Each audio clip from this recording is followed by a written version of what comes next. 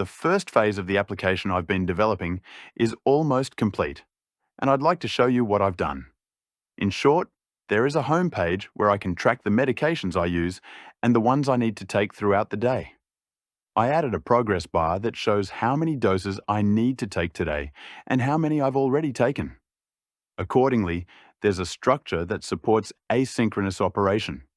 For example, we just took this medication. We sent the data to the back end and saved it. We can see it in the history.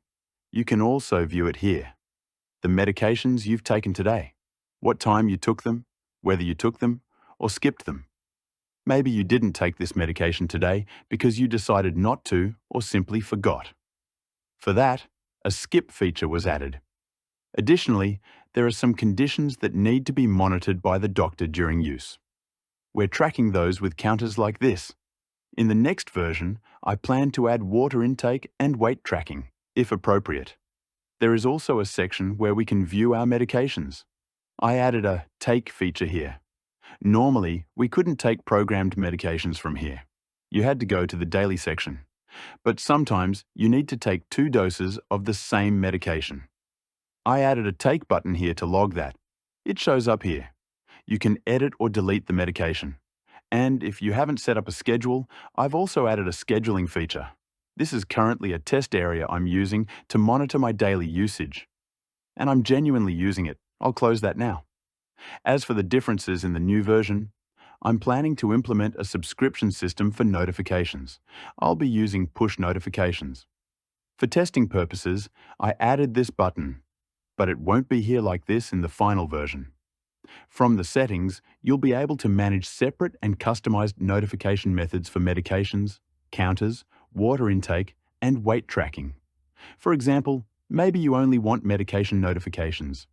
Or maybe you don't want to receive medication notifications after 10 p.m. I've tried to build a system with your preferences in mind. The infrastructure is not complete yet, but as of today, I've laid the groundwork for the service worker.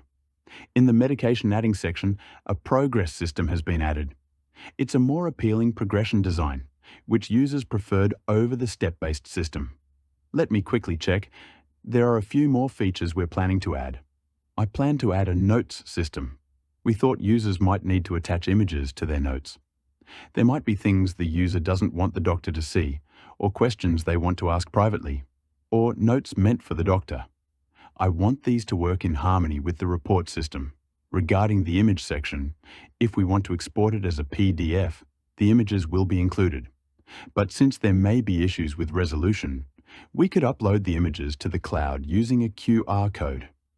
However, this needs to have a trust factor. That kind of conflicts with our version 2 goal of an app that works without a server.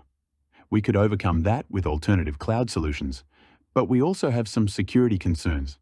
The images taken here must not be accessible by third parties. It needs to be tightly secured. That's one of the issues. Various precautions can be taken or tried, but these kinds of security concerns can be a bit annoying. We haven't finalized a compatible report system yet. After rendering a PDF from an HTML template, we'll send it to the user. A funny issue I ran into. I want to show this. It really had me stuck. On the Brave browser, since I didn't allow Google's push notification system because it's disabled by default, I wasn't able to register the service worker for 2 days. I kept running into issues. Turns out that was the problem. I solved it thanks to a comment written years ago. I thought, wait, could it be this? And tried it. And it worked. It was funny, but that's what happened. That's all in my notes for now. This is how the app looks. If you have design suggestions, I'd be very happy if you let me know through GitHub. Version 1 is currently available on GitHub. It's publicly accessible and can be downloaded and tested. You can report issues there or support me by starring the project if you like it. See you!